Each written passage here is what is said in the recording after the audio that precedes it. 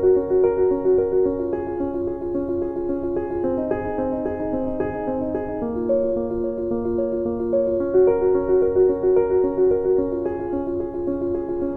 जो प्रोग्राम करुले मध्याबिंदु शिविर केमिति कौन सहयोग केमिति कौन आसिक कले आमर भूमिका चक्षु चिकित्सालय केन्दुझर एवं चमकपुर मानव प्रेमी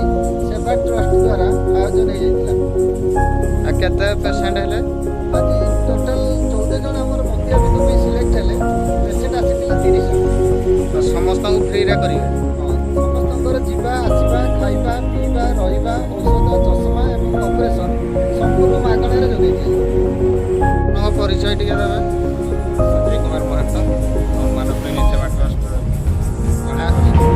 आज प्रोग्राम केमती लगुच भल हो प्रोग्राम कारण 45 जन पेसेंट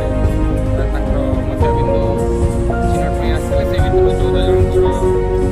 जन को सिलेक्ट कराई जहाँ कि मध्याबिंदु असुविधा रही भूमिका